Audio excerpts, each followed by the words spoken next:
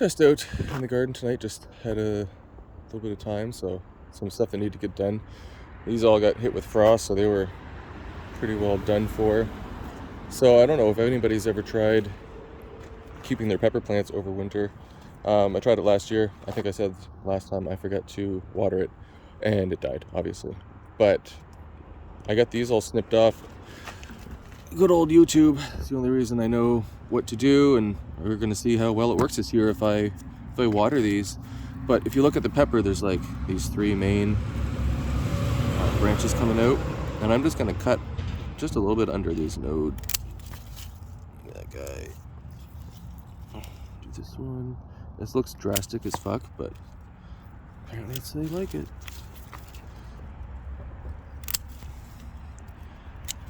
There. So this is the one that I'm actually going to keep. I cut all the other ones down just to see how they look. That one over there I might keep too. But a lot of them have a lot of knobs on them, and this one here is not really clean cut. So I don't really know how that's gonna work out, but I figure I'll keep the two best looking ones, or the things that I think look best, and go with those. So yeah, this is gonna be 1 and 2, and I'm just gonna keep them inside, but I'm not going to move the plants inside. I'm actually going to take these out and rinse off the roots, and then I'm going to give them a little spray down with some soap and water just to get rid of anything that might be living on there. I don't want to bring that into the garage. But yeah, I'll show you the finished results on that one. And over here are some of my dahlias. I've already gone and trimmed a couple of them back. It's got a hollow stem. That's the, what we got here? Formby art. I labeled them all, and some of them, I like put tape over it because I was like, yeah, that'll protect them, but I didn't think it would fade that bad. Frizzy Lizzy, and I mean these, they got the main stock. I only have one tuber in these pots. I had a couple in that one. I'll show you that because it's gone kind of crazy, and I'm kind of looking forward to digging it up. But yeah, each one has a main stem coming out of it. Sometimes you'll have more, but these are their first year going from a single tuber, so I didn't think that I'd be getting a lot of branching. These shears up. But same thing with the peppers, it just looks really drastic. I'm just clearing those out of the way, but I'm just gonna go right down and lop that off, or at least try to. And that's that. I usually overwinter my dahlias in soil, so I'll take this out, I'll dig it out. Actually, let's do it anyway. Too excited. It feels like good root system on there. And I'm just gonna dump this over here. Those roots. I put some plastic bags in the bottom because I ran out of rocks in my driveway, and I just needed something to help provide some drainage. Look at the roots on that though, man. This was the Formby art, I believe. Good thing I have them labeled, but oh yeah, look at all those. These were not here in the fall. It was this was what this all grew from. Oh yeah, I'm excited. I don't want to rip at this too much. I have a little old barbecue that I made into a spray station. So I'll go turn the hose on after and give this a clean off. Looks like a spider. Man, that's wicked.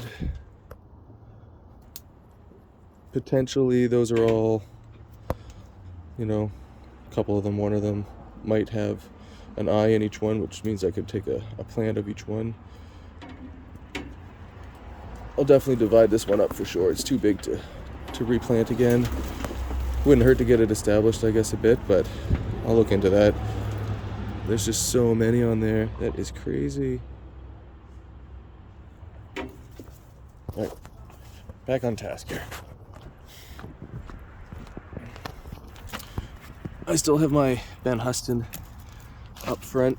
It's that giant, it's supposed to be a dinner, well, I mean, it's supposed to be close to a dinner plate, but I waited all summer for that bastard, and he did not disappoint. I experimented with putting some kind of like a mulch over them. Some of them, I had just some old grass actually that I found right up in the yard. I saved it, I stuck it in a pile, and luckily it was useful this year. I forget where I was going with that. Oh yeah, tried mulching just to see if it made a difference. I don't know if we'll do it next year. I don't know if I'm going to do dahlias in pots next year, to be honest with you. That was hard to keep them watered enough. They don't really like too much water, but I feel like they got a little too dry on some really hot days. This is the one that I said earlier that I had a couple tubers that I just stuck in. Just wanted to have them, and they didn't flower this year, but that doesn't mean there wasn't a lot of activity underneath. And this one was pretty exposed too, so I think that might have hindered it a bit. You see a lot of people with them exposed like that when they're taking cuttings, but not so much when they're planted. But yeah, I'm excited to see what I dig out of this. I got some carrots and some pots still. I would do carrots and pots next year. The only hard part I found was thinning them out. It was, you know, they're small little seeds. You get a whole bunch of plants. Maybe if I used seed tape and they were a little more evenly spaced. Or just some magical way of planting carrot seeds one by one. This one here I did end up clearing some space in a bit, so I mean, there's a bit of a difference. Hit the bottom of the pot though. If I do carrots in a container next year, I'll be doing them in an ice cream bucket, just so I can get some really nice long carrots. These ones were called I want to say penetrator, but I can't say it without laughing, and I don't think that was it. I just think that's what the word was something like, because they're known for just being long, straight carrots. Yeah, same as this one. I didn't really thin it out, so it's pretty wild in there, and most of those carrots are just going to be cute little ones, but you know, they're still tasty. If anything, they're a little sweeter, I find, the smaller ones compared to the bigger ones. I'm going to chop this Swiss chard down. I think anything that gets left out here much longer is going to get lost, and I'm just going to chop it up and save it to throw in soups. The kale, I'll let that go for a while longer. I got some other little carrots over there and some beans that we let go to seed, but for the most part the garden is done for the year. These strawberries that we never really got any strawberries off of are still going good, and I got some straw today, which was like my awesome find of the day.